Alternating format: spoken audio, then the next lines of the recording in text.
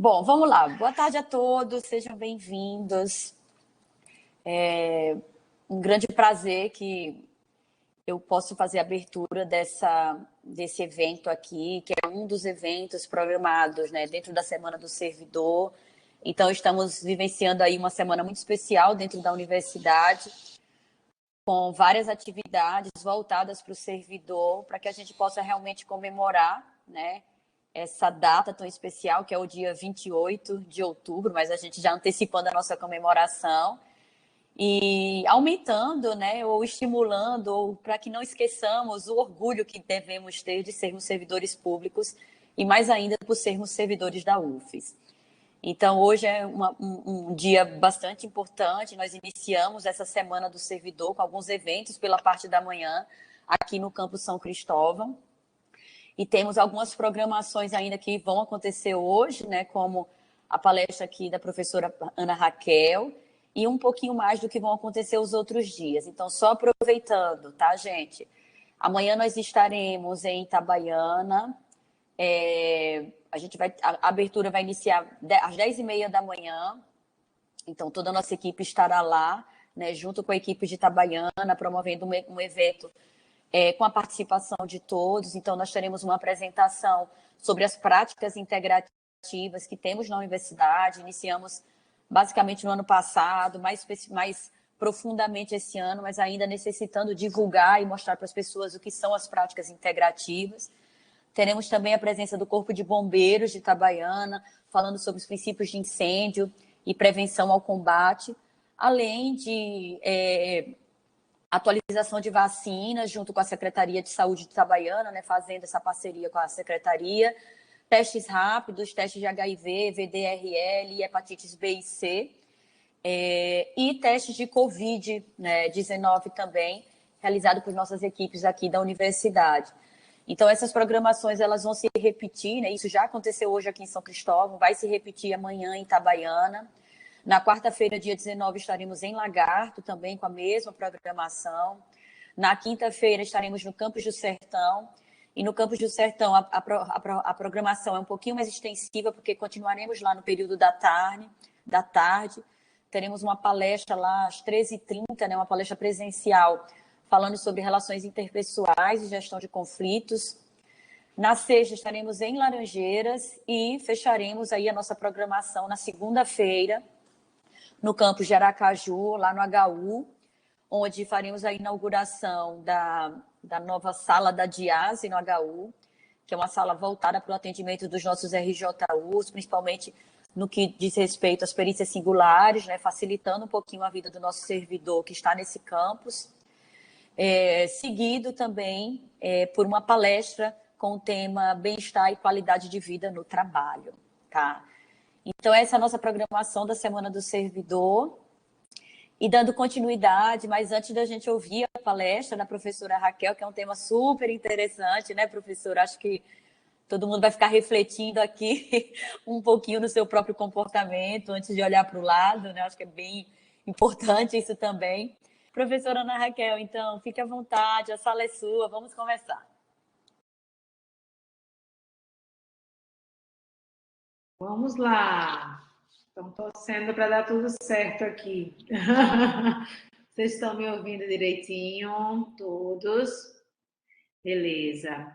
Então, eu sou Ana Raquel, sou médica psiquiatra e funcionária aqui também da UFES, Departamento de Medicina de Aracaju, mas já estive também no Departamento de Medicina de Lagarto, né? Então, recentemente vim para Aracaju. A gente vai fazer um bate-papo hoje com esse tema que me foi proposto, né? TIC ou TOC. A gente vai focar a nossa apresentação na identificação do transtorno obsessivo-compulsivo, que é o TOC. Mas antes, eu acho que vale a pena a gente diferenciar um pouquinho a questão dos tiques, né? Que não são a mesma coisa. Então, primeiro a gente vai falar um pouquinho sobre o que são esses que a gente chama de tiques, né? Em geral, são movimentos ou musculares ou até vocais, né? como sons que são súbitos e rápidos, repetidos e não rítmicos, incluindo até vocalizações, né? Então, digamos assim, pessoas que têm transtornos do tique, porque o tique ele pode ser isolado ou ele pode ser um transtorno, ou seja, virar uma doença que demanda um tratamento. Então, muitas vezes eles podem acontecer, inclusive, com vocalizações, como, por exemplo, xingamentos, que aparecem como palavras inoportunas. A pessoa xinga sem querer estar xingando. Então, são chamados tiques vocais. São doenças mais raras, porém elas podem acontecer, são involuntários, né? E eles podem acontecer com movimentos musculares, como piscar de olhos, como caretas. A gente vai passar um pouquinho sobre isso, mas não vai ser o foco da minha apresentação. Isso daria uma aula sozinha sobre isso. A gente vai só diferenciar, digamos assim, né? Tem uma síndrome, né, que é a síndrome de Tourette, que é diagnosticada depois das pessoas apresentarem, geralmente na infância, esses tiques vocais, juntamente com tiques motores. Né? Para ser síndrome de Tourette, a gente precisa ter os dois tipos de tiques juntos. Mas eles podem acontecer somente ou um ou outro. Mas quando eles acontecem desde a infância, juntos, num quadro mais prolongado, ele é chamado de síndrome de Tourette. Então, geralmente elas ocorrem durante mais de um ano de sintomas. O diagnóstico não é laboratorial, não é através de exame, o diagnóstico é clínico, ou seja, um profissional treinado para identificar esse transtorno. Geralmente um psiquiatra da infância e da adolescência ou um neuropediatra, né? Então, eles são tratados somente se eles interferem no dia a dia, né? Ou na autoimagem dessa criança. Porque vocês imaginem que crianças com essa síndrome, que é mais grave, ela sofre uma série de constrangimentos e transtornos ao longo da sua vida. Então, pessoas com transtorno de tiques, elas têm uma série de pode ter agravamento, né, na vida social, sofrer bullying e até levar a isolamento social. E somente se isso acontece, ou seja, a gente está falando de tiques graves. E isso sim demanda um acompanhamento multiprofissional, medicamentoso, psicológico, intervenções comportamentais, né? Mas a gente está falando do tique. Então, para continuar, vocês podem perguntar, mas por que a gente está falando de tique junto do toque, né? Algumas pessoas têm as duas doenças, né? Então, a gente varia muito quando a gente fala de tiques com relação à gravidade, né? Pode ocorrer em até 20% das crianças. No geral, ela é autorresolutivo, né? Vai melhorando com o tempo. No pico de aparecimento desses tiques pode ser antes dos 18 anos, principalmente entre 4 a 6 anos de idade, seria típico acontecer algum tipo de tique, não nessa gravidade que eu estou falando, né? A síndrome de Tourette seria um quadro mais grave, que é mais rara, entre 3 a 8 crianças em 1000. Né? Então, um pouco mais raro, mais frequente em homens, 3 vezes mais frequente em meninos do que em meninas. Então, a gravidade pode aumentar, alcançando um pico entre 10 e 12 anos e diminui na adolescência. No geral, esse é o curso dos transtornos dos tiques, quando eles acontecem em crianças. Entretanto, né, cerca de 1% dessas crianças podem levar os tiques até a vida adulta. Né? Então, a etiologia não é conhecida, né? Mas geralmente tem um padrão familiar, né? Tem um componente genético aí da presença desses tiques, né? Os padrões familiares. Então, assim, algumas vezes essas crianças podem ter concomitantemente a síndrome dos tiques com transtornos obsessivos compulsivos. Então, como é que a gente pode identificar essa diferença? Aí a gente agora vai entrar mesmo no transtorno obsessivo compulsivo, que a gente tem mania de achar que todo mundo é obsessivo, né? Todo mundo tem manias. Sim, nós temos manias. E todas as pessoas, elas podem ter seus traços, a gente chama assim na psiquiatria, traços de personalidade. Mas nem todo mundo vai ter um transtorno completo de transtorno obsessivo compulsivo. Então, a gente, sim, às vezes é mais perfeccionista, a gente é mais obsessivo com horário, a gente pode ter vários traços de personalidade, mas que não vão afetar a nossa vida. Vai só ser o nosso jeitão de ser. Mas isso não quer dizer que é um transtorno, até porque nós somos diferentes, né? Cada pessoa é diferente. As pessoas não são iguais. E isso não quer dizer que eu sou melhor do que ninguém, nem eu sou o certo e você é o errado. Então, a gente tem que entender que cada pessoa tem um perfil diferente e modos de ser no mundo, né? Até pela sua criação, pela forma como foi na infância, até por suas questões, sim, genéticas. A gente sabe que pais mais perfeccionistas, mais obsessivos com organização, terão também, muitas vezes, filhos também com o mesmo padrão, que também a gente pode aprender, muitas vezes, esse jeitão de ser da nossa família. Isso não é um transtorno desde que não afete o nosso dia a dia. Já limpando a barra aqui de vocês, quando eu for descrever os sintomas. Porque quando a gente dá aula de psiquiatria, todo mundo acha que tem um transtorno. Então, vamos devagar, devagar com o andor. Mas vamos lá. Então, o transtorno obsessivo compulsivo, estou falando de uma doença, sim, caracteriza-se por compulsões e obsessões, ou as duas, né? Ou uma, ou outra, ou ambas, certo? Então, o que são as obsessões? Elas são ideias, imagens ou até impulsos recorrentes que a gente não quer pensar, a gente não quer ver essa imagem, a gente não quer ter essa ideia, mas elas ocorrem e atravessam o nosso pensamento.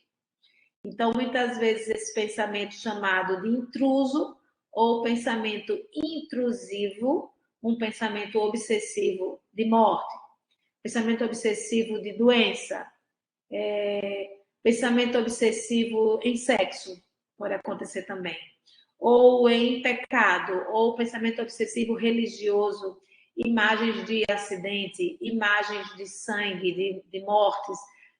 Tem vários tipos de obsessões, são pensamentos muito incômodos, pessoal. Geralmente geram ansiedade, né? O TOC já foi classificado como transtorno ansioso, devido ao grau de ansiedade, mas nas novas classificações ele ficou como transtorno obsessivo mesmo. Então, muitas vezes, algumas pessoas podem ter esses pensamentos recorrentes, invasivos, intrusivos, e desenvolverem rituais ou comportamentos compensatórios para não pensar ou para afastar esse tipo de pensamento. Então, essas compensações ou esses rituais são as chamadas compulsões. Nem sempre elas estão diretamente ligadas com o pensamento, mas podem estar. Por exemplo, eu tenho um pensamento, eu sou muito católica, tenho um pensamento recorrente em sexo, coisas que eu considero sujas, né? E eu começo a rezar para afastar esse pensamento. Então, eu tenho um pensamento obsessivo, eu não quero pensar nisso, eu me sinto mal com esse pensamento, com essas imagens, e aí eu começo a ter uma compulsão, ou seja, algo que anule, que eu me meio que desvincule dessa ideia, desse pensamento. E aí isso se torna uma compulsão. Então, ele pode ter obsessão e compulsão, que são ações mentais ou ações realmente visíveis, né? Como, por exemplo, a oração pode ser mental, mas a oração pode ser em voz alta. Em voz alta eu me acalmo mais. E a pessoa começa a ficar ali horas em oração para anular os pensamentos obsessivos. Então, ela se sente impelida, ou seja, ela se sente obrigada a fazer isso para tentar diminuir ou evitar essa ansiedade das obsessões. Então, como vocês estão vendo, é algo bem mais grave do que o senso comum nos diz, né? Quando a gente fala em obsessivo, porque eu sou obsessivo. Será? Né? Será? Então, isso gera muita angústia. Então, as compulsões, elas geralmente tentam anular os pensamentos obsessivos. Quando a gente fala em ocorrência ou epidemiologia, como é que ocorre? Quem tem esse transtorno? Como é que acontece isso? Então, ele é mais frequente em mulheres que em homens, certo? E afetam 1 a 2% da população. Então, eles são transtornos menos frequentes, né? Quando a gente olha a depressão, por exemplo, que pode chegar até 12, 14% da população, o toque é um transtorno bem mais frequente. Desculpa, bem mais infrequente, né? Bem mais raro, digamos assim. Em média, acontece o início desses pensamentos obsessivos na adolescência, no final ali de 19 e 20 anos de idade. Na infância, pode acontecer algum comportamento mais repetitivo, alguma compulsão ou algum pensamento recorrente, mas às vezes ele se desfaz, ele não se transforma no toque, né? A criança começa a pular as linhas, começa a não querer pegar no molhado, fica gasturenta, né? Como diz aqui no nosso nordestinês. Sente uma gastura do molhado, sente uma agonia, né? A criança tem muito isso, né? 3, 4 anos.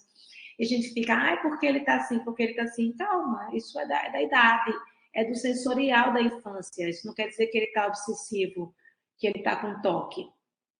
O pico de ocorrência é entre 19 e 20 anos, né? Então, no entanto, apesar desse pico de maior ocorrência, mais de 25% pode acontecer sim antes dos 14. Então, a gente tem que avaliar até que ponto esses sintomas afetam o dia a dia da criança ou do adolescente. O quanto ele deixa de fazer coisas por conta da obsessão, o quanto ele deixa de sair com os amigos, o quanto ele deixa de... Ele gasta um tempo ali tendo que tomar um banho, horas e horas se lavando, porque ele tem um pensamento de contaminação. Então, ele se lava muito, ele lava muito, demora muito tempo lavando as mãos. Eu não estou falando lavar as mãos toda vez que toca alguma coisa. Não estou falando isso. Eu estou falando de passar meia hora, 1 hora lavando as mãos, certo? Porque depois da Covid, a nossa obsessividade aumentou, né? Porque a gente tinha que lavar as mãos o tempo todo. E tem pessoas que ficaram mais e mais e mais cuidadosos com a questão da lavagem das mãos, inclusive até hoje, em tocar coisas, em sair de máscara. Então, a gente tem que diferenciar o quanto isso pode ser ter se tornado algo nocivo, né? Algo que precise de tratamento. Então, a gente tem graus também desses comportamentos. Então, acontece sim, né? Nos mais jovens também, cerca de 1/4, né? Até 30% das pessoas com toque tiveram tique na infância. Então, sim, tem 30% das pessoas que têm esse histórico de, na infância, na adolescência, ter tido alguns tiques, né? Então, por isso que a gente termina confundindo ou falando sobre isso. Então, por exemplo, uma coisa de você pegar repetidamente algo, ter que pegar, tocar, deixar. Se isso não tiver a ver com um pensamento, uma obsessão, que você precise fazer aquilo, isso pode ser um tique motor. Então, cabe ao médico fazer uma diferenciação se há também a compulsão, se tem a ver com o toque ou com o tique. Realmente precisa fazer um diagnóstico diferencial, que não é fácil. Demanda profissionais realmente treinados. Então, o toque também, apesar de ter imagens dantescas, imagens de morte, de sexo, de pecado, pensamentos recorrentes, e a pessoa muitas vezes se torna muito restrita, termina se tornando uma pessoa considerada até estranha, diferente. O transtorno obsessivo compulsivo não é uma psicose, não tem nada a ver com esquizofrenia, né? Porque a pessoa, a grande diferença entre um toque e alguém que está com esquizofrenia é que a pessoa que tem o transtorno obsessivo, ela percebe que aquele pensamento dela é exagerado, ela percebe que aquilo não é uma realidade.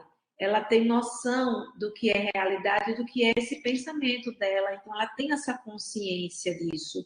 Nos transtornos psicóticos, ou seja, quando sai da realidade, uma esquizofrenia, uma paranoia, a pessoa não tem noção que os pensamentos dela não são reais.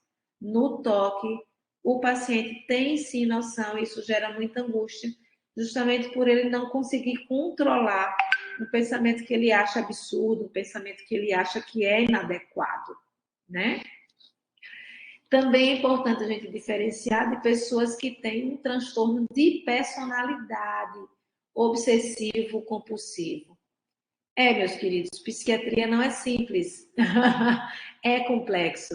A gente tem pessoas que têm um tipo de personalidade mais anancástica, ou seja, mais obsessiva mesmo, que gosta das coisas muito corretas e que gera uma angústia quando ela não faz as coisas do jeito que ela acha que tem que ser feita.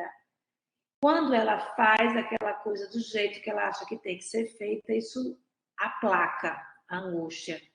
Então, a grande diferença para alguém que tem uma personalidade obsessiva, para alguém que tem um transtorno obsessivo, é porque aquilo que eu sinto, a minha necessidade de arrumação, a minha necessidade de limpeza, ele é egocintônico, ou seja, está em sintonia com os meus sentimentos.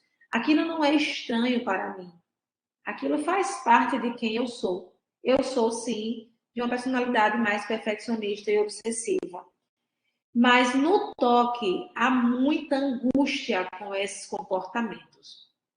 Essa é, assim, a grande diferença de você que está me ouvindo achar que tem um toque ou você concluir que talvez eu seja uma pessoa que tem uma personalidade obsessiva mesmo. Né? Isso não me gera angústia, não. Só que as coisas têm que ser do meu jeito, né? Tem que ser ali do meu jeitinho, isso me deixa mais tranquila e essa é a minha personalidade, tá? No toque, não adianta a gente fazer as coisas que a mente manda. Na verdade, a gente não quer fazer as coisas que a gente pensa. A gente não quer fazer aquele ritual, mas a gente é impelido, a gente se sente, precisa fazer. Então, é mais uma prisão mesmo mental. Então, é diferente de alguém que tem uma personalidade obsessiva, certo? Então, a gente precisa diferenciar isso para não estar dando diagnóstico à toa, sem ser algo que cause um transtorno. Não. Tem pessoas que, para certas profissões, é importante a gente ter um certo grau de perfeccionismo e obsessividade, não é? É importante ser organizado, gostar da coisa organizada, limpa, a gente ter essa preocupação. Isso está tudo bem, cada um é de um jeito, né? Mas se isso não me gera um desconforto, pode até gerar nos outros, né? Que queriam que você fosse mais relaxado, só que você não é. Mas se não gerar em você esse desconforto, aí não é um transtorno obsessivo compulsivo. É da personalidade. Certo? É da personalidade, e aí a gente vai negociando com quem convive com a gente, né? E a pessoa que convive também vai ter que entender que esse é o jeitinho, do mesmo jeito que tem gente que é absolutamente desorganizado, desatento. Tem até pessoas que têm a personalidade obsessiva, pessoal, que tudo é bagunçado, mas dentro da bagunça da pessoa, ela encontra tudo. E aí, se você organiza essa bagunça, aí você vai comprar uma briga enorme com essa pessoa. Porque nem toda pessoa que tem uma personalidade obsessiva, Elizabeth está se identificando aqui, todos nós, nem todo mundo que tem uma personalidade obsessiva é um organizadinho. Às vezes é uma desorganização obsessiva também. Né? A gente tem várias formas de ser quem somos, né? E a gente precisa entender isso para não achar que tudo está perdido. Tá, você quer melhorar, você pode fazer uma terapia, você pode tentar ser menos rígido, tentar ser menos menos metódico, você pode, claro, a gente pode sempre se aprimorar, mas daí é você achar que tem um toque é outra coisa, né? Vocês estão vendo que o toque tem um colorido, uma gravidade até, uma perda de funcionalidade até, né? É diferente de alguém que tem uma personalidade obsessiva, tá? Então, seguindo, quais são esses sintomas? Vamos detalhar um pouquinho mais. Eita, eu nem sei quanto tempo eu tenho, né? Não sei quanto tempo eu estou falando, mas vamos lá. Então, a pessoa que tem o transtorno obsessivo compulsivo, ela tem essas obsessões, esses pensamentos, imagens, impulsos que ocorrem frequentemente, mesmo que ela não queira, mesmo que ela não queira. Deixa eu ver se eu desligo o meu WhatsApp, né? Que ele está truando aqui, como diria minha amiga cearense. Então, mesmo que a pessoa não queira, ela tem sim essas obsessões, pensamentos, imagens, impulsos que vêm fora de lugar, que vêm quando eu não quero pensar nisso, né? Então, elas surgem quando a pessoa está fazendo alguma coisa ou pensando em outras coisas. Então, ela realmente é um pensamento, uma obsessão intrusa. Eu não estou pensando nisso, mas eu começo a atravessar com o pensamento intrusivo que eu luto para não pensar nisso, não quero. Isso me aflige, isso me deixa ansiosa. Além disso, as obsessões normalmente causam grande angústia e grande ansiedade. Então, as mais comuns eu vou listar aqui, né, que aparecem no toque. Elas podem existir em algum grau em pessoas em alguns momentos, como já tivemos, né, a coronofobia, a gente teve um medo muito grande de se contaminar, e para algumas pessoas isso levou a ficar mais obsessivas com a contaminação, com a limpeza, né? E não necessariamente isso pode ter sido um toque. Isso pode ter sido momentâneo, pode ter sido circunstancial, todos nós passamos por isso, tá? Para ninguém ficar lendo isso aqui achando que você tem toque. É mais complexo, demanda um diagnóstico mais amplo, certo? Então, o que é mais comum quando alguém tem um toque, um transtorno obsessivo compulsivo? Preocupações com contaminações, supor que tocar em maçanetas provocará alguma doença. Se a gente for olhar isso isolado, muita gente ficou assim durante a pandemia. Então, não são isolados, o diagnóstico não é isolado, né? Mas, mesmo você se protegendo, você continua com aquele pensamento, mesmo lavando sua mão, que a sua mão continua contaminada. É um pensamento que invade o tempo todo o juízo, certo? Ou então dúvidas, obsessões com dúvidas, por exemplo, supor que a porta da frente não foi trancada.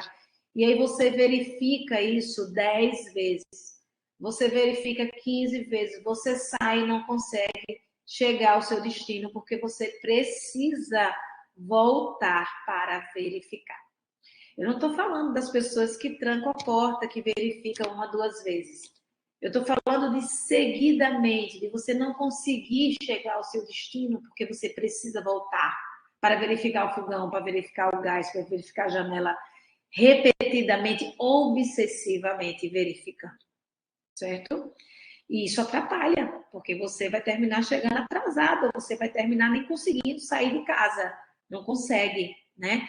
Tem uma dica de filme muito bom na Netflix, chama Toque Toque, um filme sobre um grupo de pessoas com vários transtornos obsessivos, transtornos compulsivos obsessivos de vários graus, inclusive com síndrome de Tourette, inclusive com tiques. E é um filme é uma comédia, mas é muito interessante para ilustrar essas coisas assim na prática. Assista um final de semana, é muito divertido e muito elucidativo aí. Fica a dica aí de um divertimento, muito legal. Toque, Toque. É um filme da Netflix. Ou então, preocupação com os objetos que não estão perfeitamente alinhados e uniformes. Então, são pessoas que gastam muito tempo organizando as coisas, organizando a mesa. Nunca vai estar bom, o armário nunca vai estar bom. Eu fico ali obsessivamente organizando as coisas meticulosamente, gasto um tempo, não é assim minutos, é um tempo, certo? Então, não causa prazer.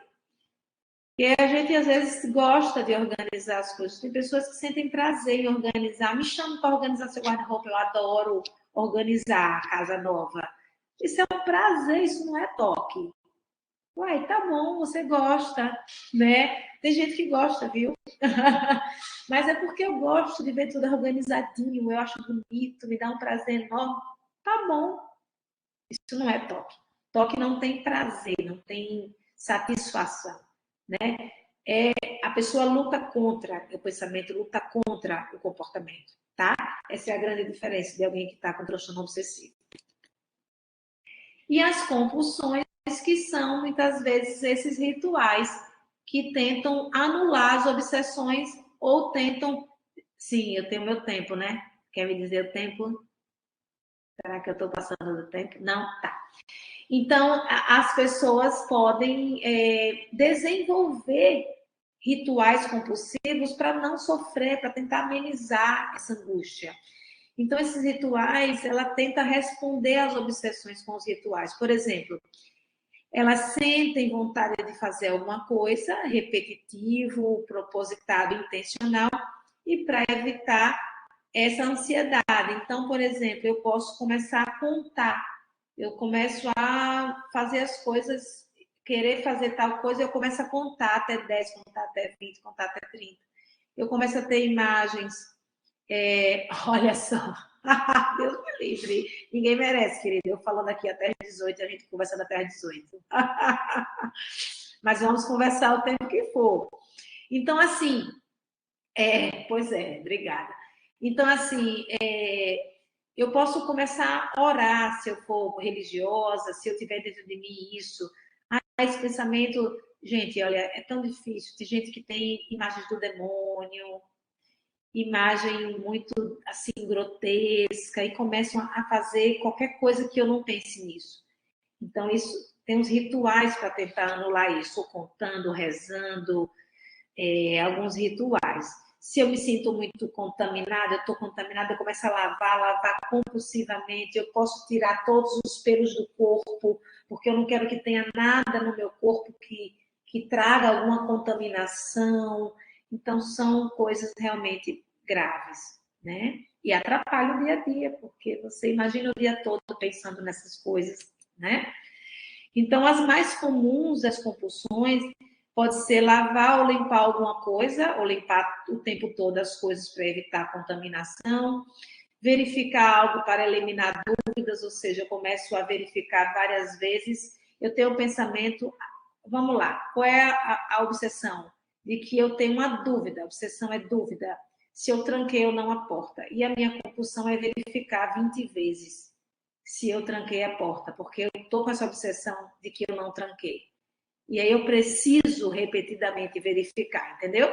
Então, a obsessão é a dúvida se está ou não fechada, se o gás está escapando ou não.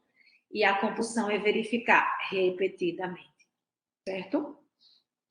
Ou pode ser contar, por exemplo, repetir uma ação em determinado número de vezes. Então, eu preciso contar, eu preciso repetir aquilo várias vezes até eu me satisfazer, até a obsessão diminuir, né? Ou ordenar, eu preciso arrumar talheres, objetos na mesa o tempo todo em X padrão, né? Eu tenho uma obsessão com organização, eu tenho que não está bem, não está organizado, não está legal, e eu começo repetidamente a organizar.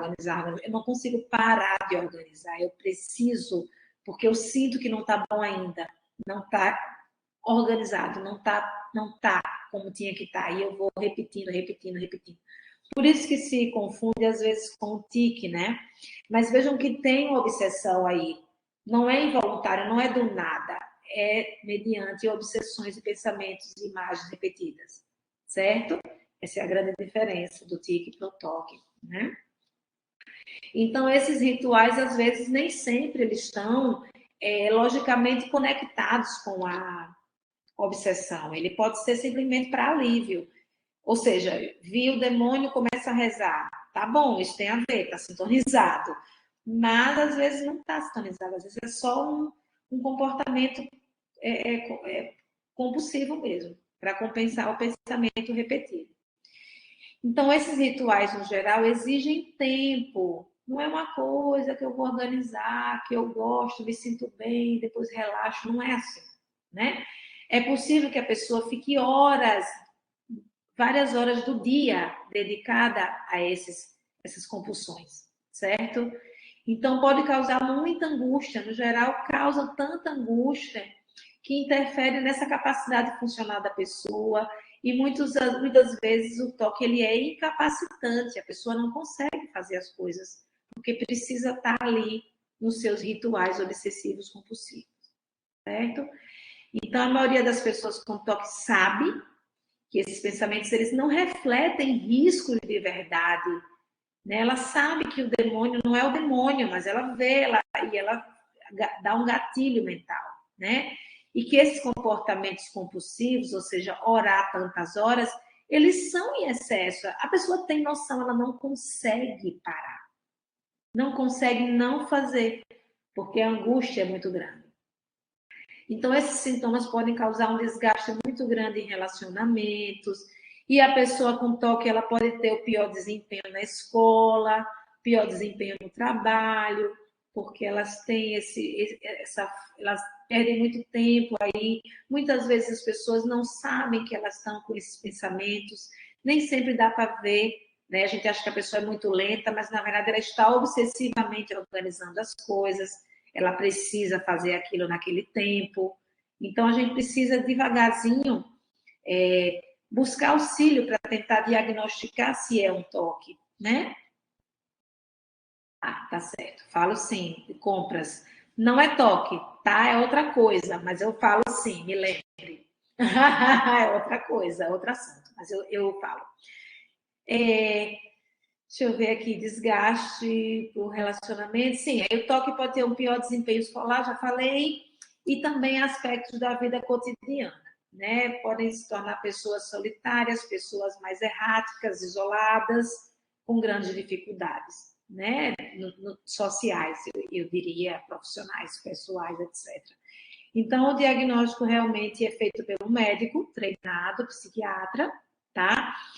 E é um diagnóstico clínico, não é através de exames, não tem exame que vai dar alguma alteração. Então, o médico precisa diagnosticar a presença de obsessões, compulsões ou ambas. Pode ser só uma, pode ser só outra, mas ou pode ser ambas também. Então, no mínimo, o critério para a gente dizer que tem um diagnóstico de transtorno obsessivo compulsivo precisa tomar muito tempo da vida da pessoa, esses comportamentos, esses pensamentos, e precisa causar uma angústia significativa ou interferir na capacidade funcional da pessoa, né? Se você tem esses pensamentos, mas você ali consegue driblar, você faz ali, se alivia e ok, não é toque, né? Tem obsessividade, mas não é toque. Se não lhe causa tamanha angústia, se você consegue. Ah, eu preciso organizar essa mesa, meu Deus, está me dando uma agonia, eu preciso organizar. Você organiza, ah, tá bom, ok, partiu, segue a vida. Não é um toque, né? Não é um toque, né? Então, a gente tem sempre. Isso virou um jargão, né? Minha filha tem 19 anos, 18, ai, vai fazer 19 mês que vem. Esse mês. Ela fala isso, que ela tem o toque, né? Virou um jargão, né? Ah, todo mundo tem um toque, todo mundo tem um toque. Então, vou dizer para vocês o meu toque. O meu toque é golas não dobradas, né? Eu sou aquela que sempre conserta a gola da pessoa, que me dá uma gasturinha. Mas isso não é um toque. Não é um toque, isso é um traço aí, traço obsessivo. Claro, eu tenho poucos, alguns têm muitos e eu tenho outras coisas. Sim, virginiano é bem obsessivo. Então, assim, não quer dizer que isso é um toque, né? Mas a gente tem algum jeitão de ser, algumas manias, né? Mas e se isso não tomar muito tempo da sua vida, e se isso não lhe causar uma angústia extrema, ok. Ah, mas eu não queria ser assim. Busque terapia, né? Busque terapia. Ah, mas eu acho chato. Busque terapia. Ah, mas as pessoas reclamam. Ok, mas isso lhe incomoda, assim, o fato das pessoas reclamarem? Será que você acha que poderia mudar? Será que você percebe que é exagerado? Não chega a ser um toque, mas você percebe que é exagerado? Uai, busca terapia. Tem sim, gente, como a gente melhorar. A gente sempre pode se melhorar. A gente sempre pode aprimorar, né? E se estiver vivo, tá valendo tudo, hein? Tem idade para isso, não.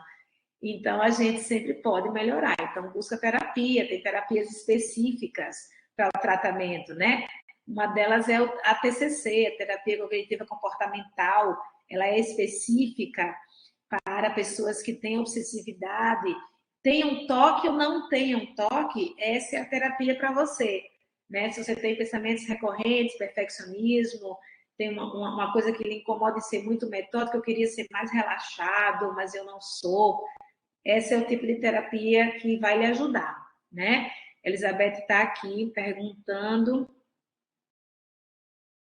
É isso. Então, assim, é isso. A gente, se isso nos causa um incômodo, mas que não seja um incômodo do tamanho do toque, mas se for um incômodo, a gente vai buscar melhorar. Claro que a gente vai buscar melhorar. Né? A gente vai buscar fazer terapia, tentar entender, poxa, de onde veio? Por que essa rigidez, né, minha? Que rigidez, caramba! O que é? Não vamos culpar só os signos, né? Não vamos culpar só os signos. Vamos entender, né? Vamos ver nossa infância, vamos entrar um pouquinho, vamos mergulhar em nós mesmos. É sempre bom fazer terapia. Eu não largo nunca, já estou em 30 anos de terapia, né? Claro, não com a mesma pessoa, né, gente? Mas são 30 anos cuidando de mim, aprimorando o meu ser. E eu recomendo para todos, John gostou. Então, assim, o tratamento é com terapia, sim, né? Se tivesse venosa, eu ia dizer que devia ser venosa, tratamento de terapia para toque, mas não tem que ir semanal mesmo, tem que ir ali e remedinho. E remedinho. Sim, nós temos, sim, medicamentos que atuam em áreas cerebrais. Eu não falei aqui, porque eu estou falando para o público geral, né? Não estou trazendo uma aula para médicos, mas a gente tem, sim, alterações dopaminérgicas, alterações de estruturas cerebrais e da química cerebral, que o tratamento, sim, ameniza, o tratamento, sim, ajuda, mas não temos remédios milagrosos. E nem podemos prometer que para todos funciona, né? Agora, o que funciona é a gente fazer o combo. O combo terapia e medicação, sim, porque também terapia sozinha não vai dar conta, porque há sim uma alteração neuroquímica nessa doença, né? Em todos os transtornos mentais.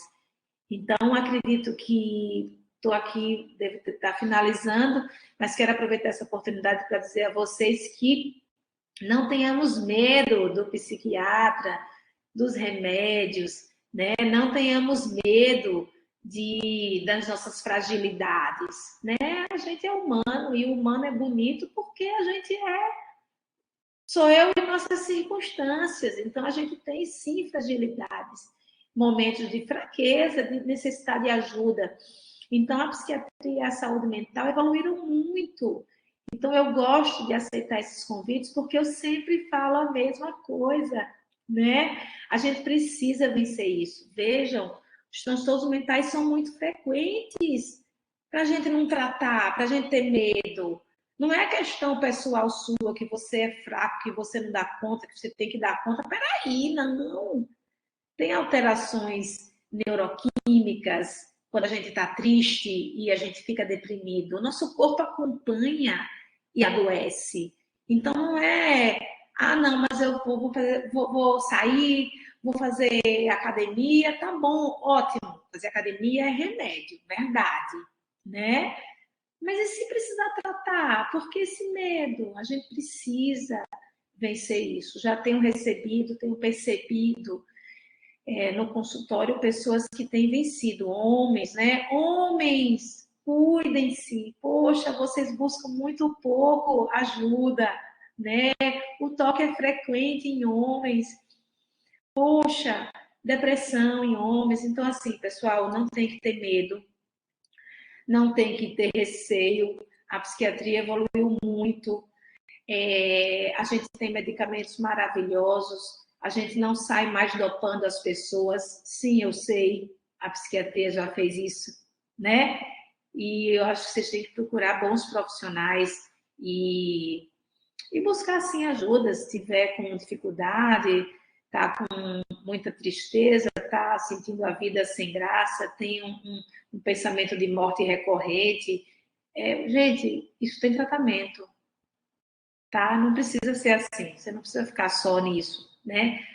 Peça ajuda, fala com alguém, busca, né? É importante, a gente tem bons profissionais, a gente tem boas medicações, a gente tem, uma vida plena, buscar melhoria, né? Então, essas são minhas palavras finais de todas as aulas, porque eu preciso difundir isso. É importante que as pessoas se cuidem, se amem, sejam menos rigorosos consigo mesmos, né? Menos autoexigentes. A gente é muito exigente, a gente quer dar conta. Gente, tá difícil, meus amigos. A vida não tá fácil, tá todo mundo assim, na luta, e às vezes a gente precisa de ajuda, né? Eu tenho meu terapeuta no meu coração, não largo de jeito nenhum, porque não é fácil, não tá fácil. É tanta coisa que acontece na nossa vida, né? Então, assim, grande Thaís, obrigada pelo convite, tá aí meus contatos, viu? Meu Instagram, eu falo sobre várias coisas. Minha especialidade são os transtornos alimentares. E eu queria responder aquela pergunta. Não sei se eu respondo agora, você quer falar? Tem algumas. Na verdade, o povo tá reclamando que já acabou, tá, Raquel? Então, vejo o problema que a gente encontrou agora aqui. Deixa eu tentar puxar pela ordem aqui, porque fizeram comentários, eu acho que você foi acompanhando, né? Mas Sim, eu acho que se a gente tivesse presencialmente, né, gente, todo mundo ia estar interrompendo a todo momento, porque não por interromper, mas por querer participar, né? De algo que a professora falou e a gente fala, olha, eu já vi isso, eu já senti isso, já aconteceu comigo, né? E aí eu vai. vi muitos comentários. Pergunta eu vi sobre compulsão por compras. Sim, também quero saber. Vamos falar sobre isso. Vi aqui alguém falando, meu filho passou a não suportar ervilha e camarão, faz cara de gastura. Sim, sim, se for um bebê, se for 3, 4 anos ou até...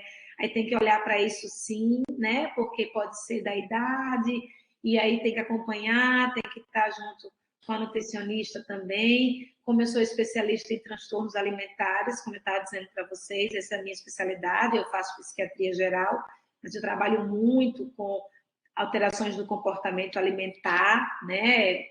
Transtornos alimentares. E tem também algumas crianças que desenvolvem um transtorno alimentar na infância, que é justamente o transtorno restritivo evitativo.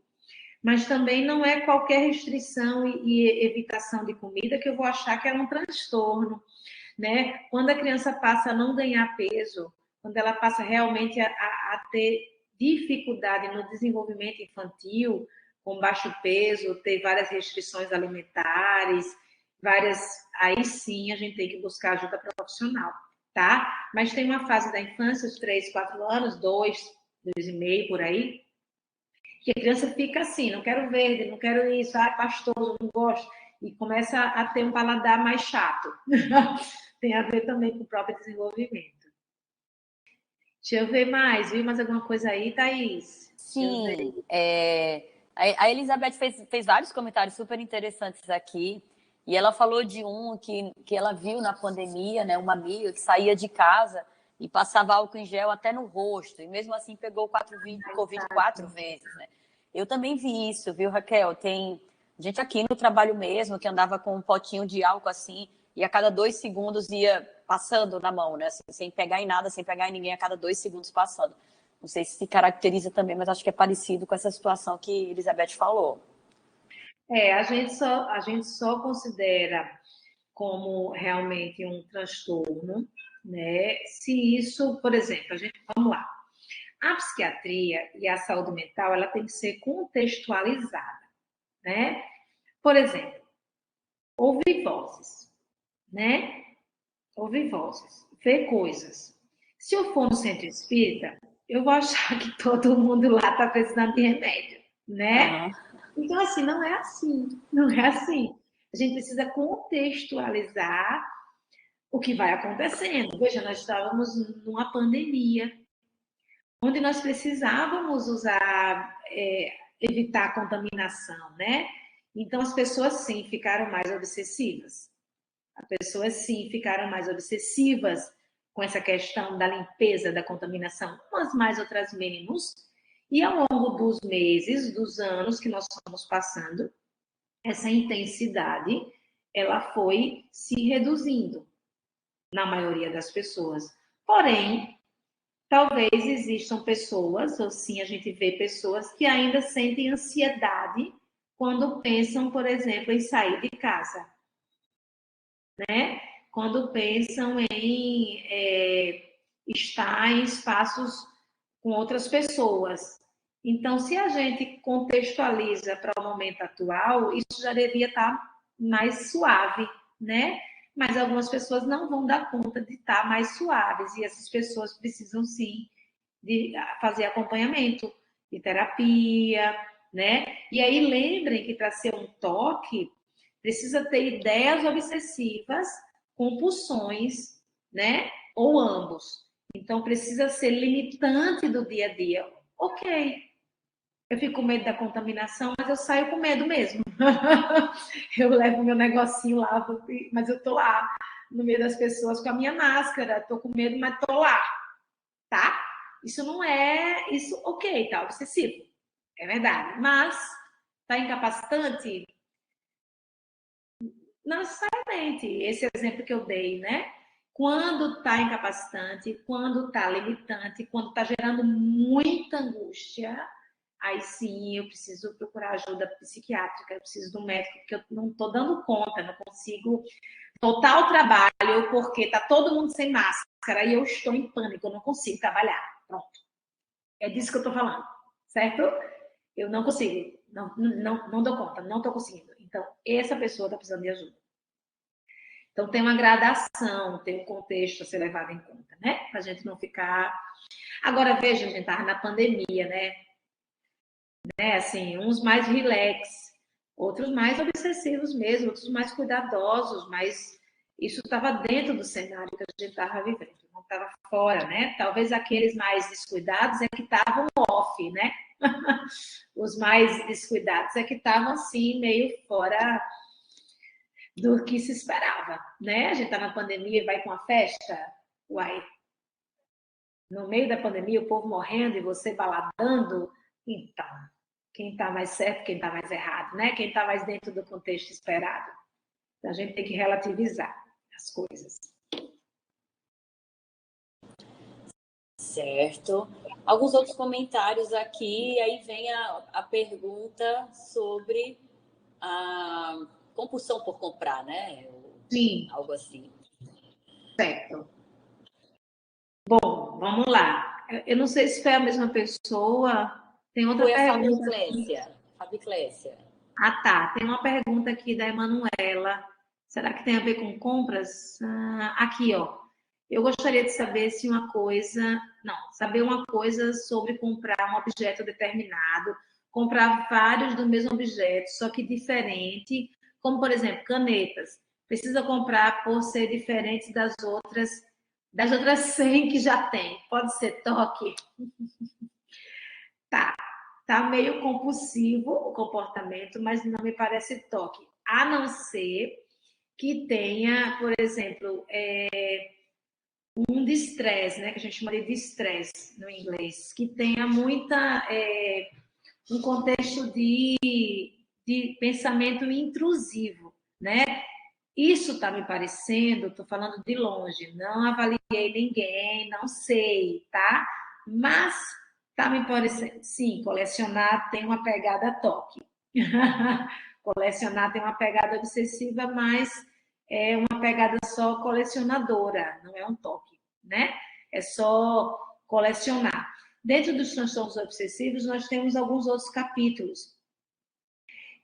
Por exemplo, tem um transtorno de de acumular, não é colecionar não. Olha, peraí, colecionador não tem toque, pera. de acumulação. Tem um transtorno de acumulação, que é do espectro obsessivo, certo? Mas é uma coisa mais grave, não é colecionar.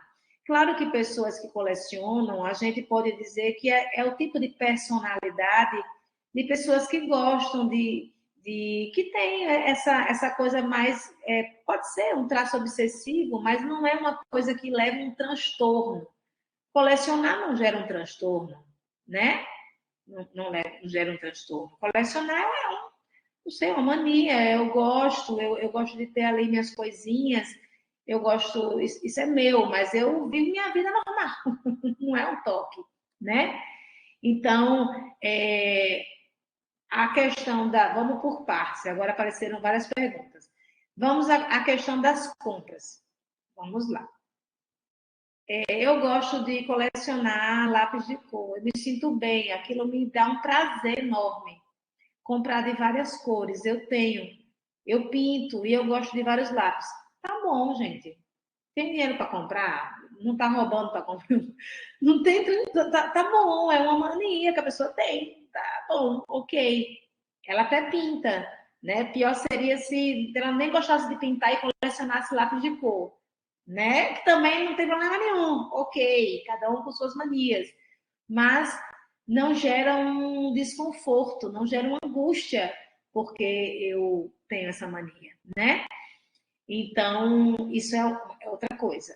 A questão da compulsão por compras está no capítulo da psiquiatria relacionado aos impulsos, ao descontrole dos impulsos. Tem pessoas que têm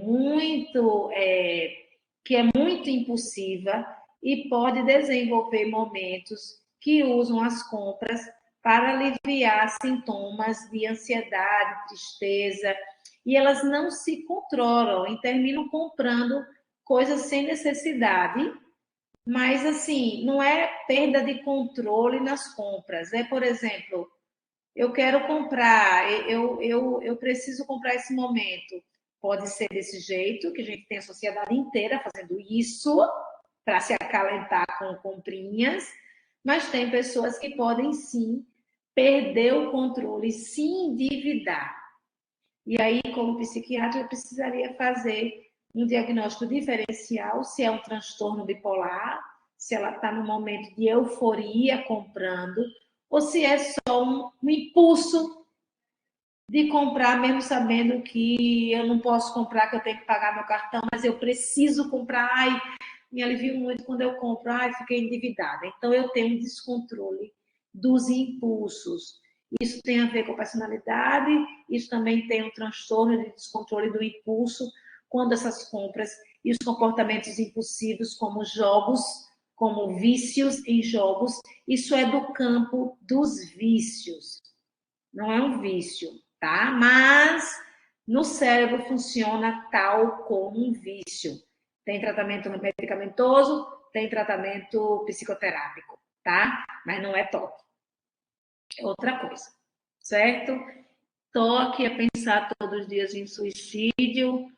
Como assim, Carlos? Não entendi. Você está perguntando se é isso? Não. A pessoa que tem toque, como eu falei, ela tem uma vida bastante sofrida. Ela tem grandes dificuldades na sua vida profissional, familiar, no dia a dia, pensamentos que ela não controla. É muito sofrido. E por esse sofrimento ser tão grande, algumas pessoas com transtorno obsessivo compulsivo pensam em cometer suicídio. Mas como assim? Não aguento mais, né? Então, essas pessoas seguem sem tratamento, seguem sozinhas, tentando lidar com essa coisa, elas podem sim, elas têm maior risco de tentar suicídio, certo? Foi isso que eu quis dizer. As taxas de suicídio em pacientes com TOC, elas são maiores do que na população geral, porque é muito sofrimento psíquico envolvido, né? Foi isso que eu quis dizer. Deixa eu ver. Comprar para aliviar pensamentos obsessivos. Aí, assim, aí a gente vai ter que entender que pensamentos obsessivos são esses. Aí a gente vai ter que fazer detalhar um pouco isso, porque na psiquiatria cada pessoa é de um jeito. Então, eu preciso entender o que é que você chama de pensamento obsessivo, quais o conteúdo e o que aquele ritual tem a ver. Geralmente, o ritual é algo que eu não consigo controlar, né? É algo que eu não quero fazer. Não é algo que eu faço porque me alivia. Não, é algo que eu preciso fazer. Então, geralmente, as questões das compras são algo que eu estou consciente, que eu não me controlo. Eu sei que eu não posso até comprar mais nada, ou então eu sei que eu preciso comprar, eu exagerei, mas eu termino comprando no impulso. As compras compulsivas têm a ver com impulso e não com obsessão, apesar de ser o nome de compulsão por compra, tá? Termina confundindo um pouco. Deixa eu ver aqui, Elizabeth perguntou. A minha pergunta final é mais uma consulta. Meu filho já era bom de boca, mas depois dos remédios, esperidona, depois mudamos para Aristab e ele engordou 7 quilos em 2 meses e meio. Tá. Aristab não engorda mais, né? Se a esperidona fez ele aumentar o apetite, o Aristab não vai fazer, tá? Ele só quer ficar em casa, acho que é isso. De tarde para noite, quer comer o tempo inteiro, eu faço o que com ele? Come tanto porcaria, como se eu... Qual a idade dele, Elizabeth? Só me diga isso, para eu lhe orientar. Os contatos do Diase estão aí, viu, gente? Deixa eu ver, que mais alguma pergunta? Ele tem 7 anos, Raquel. Ah, tá bom. Então, primeiro, ele tem que estar com um profissional qualificado para atenção a esse clientela. Por exemplo, eu não atendo crianças, certo? Não atendo crianças. Então, precisa ser um psiquiatra da infância e da adolescência que saiba o que está fazendo, né? Quem atende criança, aí não sei, você não falou, e não precisa falar o diagnóstico dele, eu vou falar no geral aqui, algum deles você vai perceber, ele vai se encaixar. Por exemplo, TDAH, quem trata? Psiquiatra, certo? Na infância e na vida adulta. Autismo, quem trata? Psiquiatra, certo? Na infância e na vida adulta. Transtorno alimentar na infância, compulsão alimentar em crianças, medo de engordar, anorexia nervosa, psiquiatra também. Então, ele já está em acompanhamento com a psiquiatra. Ok. Só que aí você pode buscar uma equipe multiprofissional para apoiar ele, por exemplo, na alimentação. Né? Fale comigo lá no meu Instagram, manda uma mensagem inbox, que eu lhe indico nutricionistas que trabalham com adolescentes, com crianças, para organizar a alimentação dele, né? Para organizar, para ajudar de maneira lúdica, que ele não exagere desse jeito, ou que ele organize. Muitas vezes a criança não come pelo dia, come muito pouco, e à noite extrapola, né? E que eles possam te orientar também.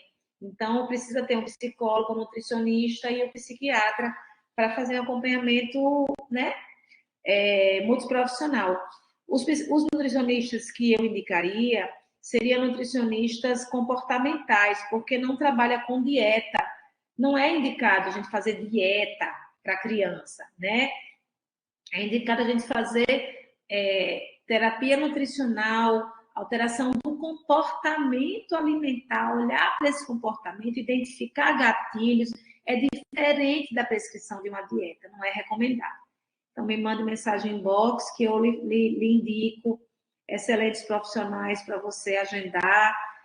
Eu trabalho numa clínica especializada nesse tipo de abordagem, porque é a minha especialidade, né? Eita, peraí, tem aqui, o que é isso? Posso ler aqui esse comentário aqui? Tem um comentário aqui grande, Thaís, leio, posso ler? Tem claro, da Gisnaia, é isso? Falei certo? Isso. Eu só quero compartilhar minha experiência. Sempre fui muito cri-cri, com organização, prazos, etc. Certo. Tive um problema no início do casamento, achava que meu marido era desorganizado e muito relaxado. Muito provavelmente, comparado a você, ele era mesmo.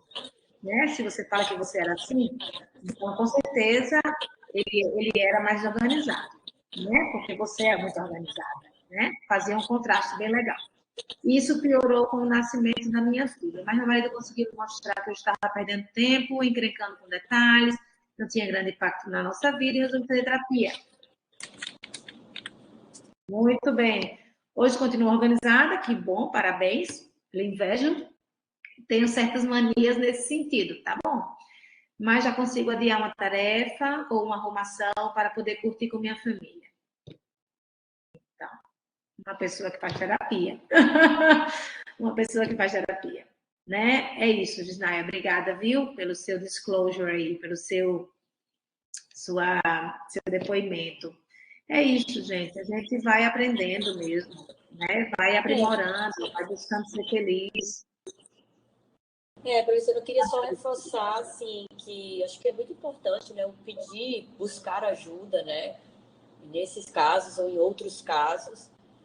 Dizer que aqui na universidade a gente tem a divisão de assistência ao servidor, né, que é a DIASE, que todo mundo conhece. Na DIASE a gente tem alguns serviços que são prestados pela unidade. Temos alguns programas também que estão em andamento, mas de forma geral a gente tem o atendimento de enfermagem, atendimento de serviço social, a gente tem uma equipe multiprofissional onde trazemos também o atendimento psicológico, né, o atendimento psicossocial, além da junta oficial em saúde, que muitas vezes a gente conta, né, com a participação de médicos que não estão dentro da DIASE o tempo todo, mas que eventualmente venham participar de algum tipo de perícia, né? Por exemplo, nós não temos hoje um psiquiatra dentro da DIASE, mas nós temos a professora Ana Raquel, temos outros professores que, eventualmente, quando há necessidade, a gente faz o convite, por serem peritos, eles podem participar da nossa junta oficial. Mas o mais importante, assim, que eu acho, e a equipe traz muito isso para mim, é que o nosso trabalho aqui não é com um formato de busca ativa, né? A gente não sai buscando quem tem algum tipo de transtorno, quem tem algum tipo de problema. Então, é importante que chegue para a gente. Chegando para a gente vai fazer o possível para auxiliar e ajudar esses colegas que estão precisando de algum tipo de apoio, né? Então, se você precisa de ajuda, se você conhece alguém que precisa de ajuda, vem conversar com a gente, traz a situação, que a gente vai fazer o possível para que seja menos doloroso, ou que a gente realmente possa sair dessa juntos, tá? Queria deixar só essa mensagem mesmo, professora, para a gente realmente divulgar mais, né, o serviço que é feito e poder levar isso aos 4 cantos da universidade, tá? Muito bem. Eu quero agradecer muito a vocês, foi uma plateia maravilhosa. Gostei demais de estar com vocês. Obrigada pelo convite. Que façamos outros momentos. A gente, quando é professora, é porque a gente tem isso na genética, eu acho. É isso, a gente gosta mesmo de dar aula, né? E conversar com as pessoas. Obrigada, gente. Obrigada, gratidão, viu? Vocês alegraram a minha tarde, né? A gente tem nossas lutas e vocês alegraram minha tarde, viu? Gratidão mesmo. Obrigada a vocês. Obrigada, professora. Obrigada mesmo, de coração também. Gente, eu agradeço demais a participação de vocês, como sempre, um grupo maravilhoso, né, que enriquece aí a nossa tarde, enriqueceu a nossa tarde. E divulguem nos camping, tá? Amanhã a gente vai para Itabaiana, quem for de Itabaiana, que estiver aqui, já avisa os colegas para participar do nosso evento, das nossas ações. Professora, mais uma vez, super obrigada, espero te ver em breve. Fiquem bem, gente. Até mais, até a próxima. Obrigada, tchau, tchau. Obrigada, pessoal. Boa tarde. Até a próxima.